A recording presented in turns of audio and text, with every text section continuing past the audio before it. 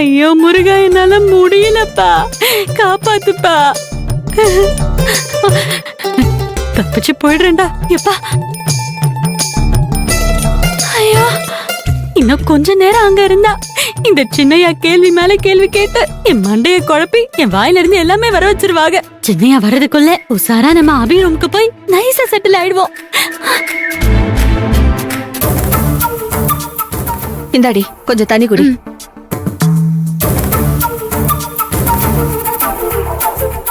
அக்கா, நிஜமாவே நீ அக்கா தானா? கொஞ்சம் கூட பயப்படாம பெரிய ஹீரோ மாதிரி ஃபைட்லாம் பண்ண எப்படிக்கா? என்னால நம்பவே முடியல. நீ என் துளசி அக்கா தானா? என்ன துளசி அப்படி முழிக்கிற? அந்த மலமாடு வண்டியில வர சத்தத்தை கேட்டாலே பயந்து நடுங்கி என் கைய புடிச்சிட்டு திரும்ப போலாம் வாடின்னு பெனாத்திட்டே இருப்ப. ஆனா இன்னைக்கு அவனே அடிச்சு விரட்டுற. அது மட்டும் இல்லாம அவங்க கூட்டிட்டு வந்த ரவுடியெல்லாம் வேற அடிச்சு துரத்தி விடுற. உண்மையிலேயே நீ என்னோட ஃப்ரெண்டு துளசி தானடி? எனக்கு சந்தேகமா இருக்கு. ஆஹா, எல்லாருக்கும் டவுட் வந்துருச்சு. என்ன உமா, நீயே இப்படி கேட்டுக்கிட்டு இருக்க? அவதான் சிறுவாபுரி முருகன் அருள் வந்து எல்லாரையும் அடிச்சு விரட்டிட்டேன்னு சொல்றாள். அதான் அவளுக்கு எதுவும் தெரியாதுன்னு சொல்லிக்கிட்டு இருக்கால. அப்புறம் எதுக்கு அவளை நொய்யு நொய்யுன்னு கேட்டதையே கேட்டுட்டு இருக்க? ஆமாமா. எப்படியோ துளசியோட வாழ்க்கைய அந்த சிறுவாபுரி முருகன் மாத்திட்டாரு. அது வரைக்கும் எல்லாரும் சந்தோஷப்பட்டுக்கோங்க. இத பாரு துளசி, இனிமே நீ இங்க இருக்காத. அடிப்பட்ட பாம்பு மாதிரி அந்த பஞ்சாயத்தும் அவன் மகனும் ஆளுங்களை கூட்டிட்டு வந்து மறுபடியும் ஏதாவது பிரச்சனை பண்ணுவாங்கடி. அதுக்குள்ள நீ எப்படியாவது தப்பிச்சு போயிட்டு துளசி. இல்லம்மா, நான் இன்னும் கொஞ்ச நேரம் இங்கே இருக்கேன். அவங்க திரும்பி வர்றப்போ நான் இங்க இல்லனா உன்னையும் தம்பியும் அவங்க சும்மா விட மாட்டாங்க. துளசி, நீ இவ்வளவு தைரியமா பேசுறத பார்த்தா எனக்கு ரொம்ப சந்தோஷமா இருக்குடி. நீ சொன்ன மாதிரி அந்த முருகனோட அருளும் ஆசீர்வாதமும் தான் உனக்கு கிடைச்சிருக்கு. அது இல்லன்னு வையே, எப்படி இவ்வளவு துணிச்சலும் தைரியமும் வந்திருக்கும் உனக்கு? வந்திருக்கவே வந்திருக்காது.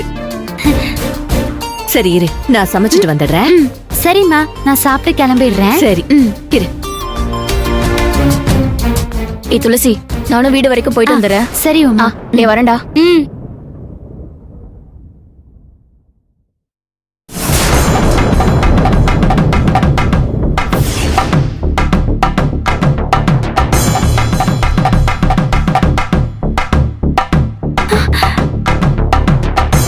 அக்கா, இது என்ன புது செயினா இருக்கு? இது ஏதுக்கா?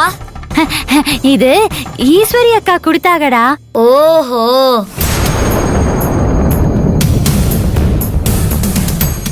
என்ன செயின் துளசி? அது ஈஸ்வரி அக்கா கொடுத்தாங்கம்மா. மேடம் ரொம்ப நல்லவங்கல்ல. அவங்கள மட்டும் நீ பார்க்காம இருந்தா இந்நேரம் மருதமுத்துக்கும் உனக்கும் கல்யாணமே முடிஞ்சிருக்கும். ஆமாமா, கல்யாணமே முடிஞ்சிருக்கும். பாரு, ஒரு நாளைக்கு அவங்கள நம்ம வீட்டுக்கு கூட்டிட்டு வாயே. ஏண்டி இப்படி முழிக்கிற? இல்லம்மா, அவங்க பெரிய போலீஸ் ஆபீசர். அவங்களால இங்க வர முடியாது. அதுவும் இல்லாம அவங்க அங்க இருந்தாதான் நான் இங்க வர முடியும். ஏ துளசி, என்னடி சொல்ற? ஐயோ, துளசி மாதிரி நம்மளும் வளர ஆரம்பிச்சிட்டோமே. அம்மா, நான் என்ன சொல்ல வந்தேன்னா, அக்காவால இங்க வர முடியாது. நான் வேணும்னா இங்க வந்து உங்களை கூட்டிட்டு போய் அக்காவை பார்க்க வைக்கிறேன்னு சொல்ல வந்தேன். ஓ, அப்படி சொன்னியா? ஆமாமா, நேரமாச்சு. நீ போய் சீக்கிரம் சம, நான் சாப்பிட்டு கிளம்பிடுறேன். இதுக்கப்புறம் அந்த மலமாடும் பஞ்சாயத்தும் இந்த பக்கம் வர மாட்டாங்கன்னு நினைக்கிறேன். பாத்துக்கலாமா? நீ போ, சரியா? சரி துளசி, நான் போய் சமைச்சிட்டு வரேன்.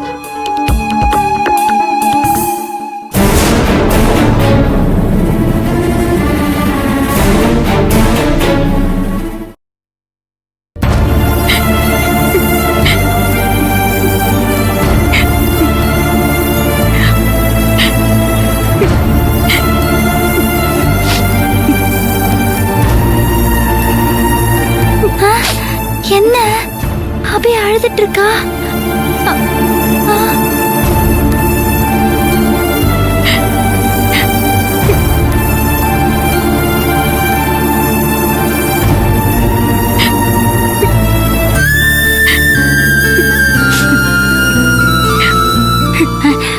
அபி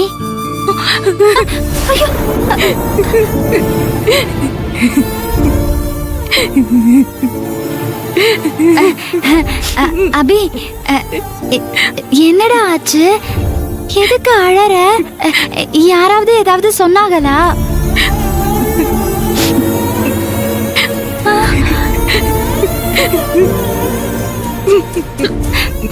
அபிமா, இப்படி ஒண்ணுமே சொல்லாம அழுதுட்டு இருந்தா நான் என்னன்னு நினைக்கிறது? என்னன்னு சொல்லு.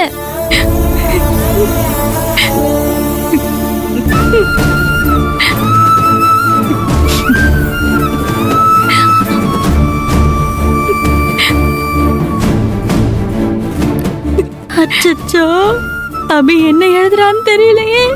அபிக்கு ஏதாச்சும் பெரிய பிரச்சனைனா நம்மளால ஒண்ணும் பண்ண முடியாதே. இந்த நேரம் ஈஸ்வரி அக்கா வேற இல்ல. என்ன பண்ண போற சிறுவாபுரி முருகா?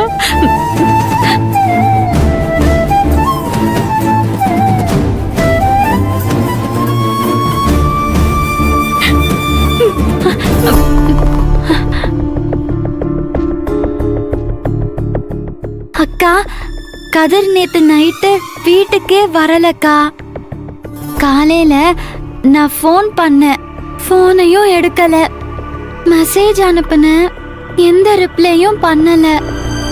சக்தி மாமா கிட்ட போய் விஷயத்த சொல்லி விசாரிச்சேன். அதுக்கு மாமா அவன் ஃப்ரெண்டு வீட்ல இருக்கான், அவனை தொந்தரவு பண்ணாத, நிம்மதியா இருக்க விடுன்னு சொன்னாரு.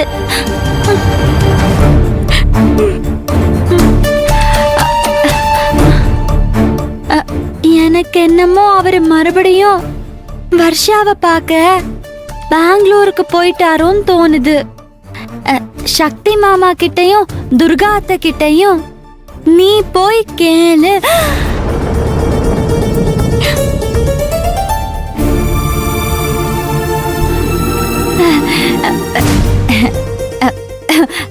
நீ கேட்டாதான் அவங்க உண்மைய சொல்லுவாங்க.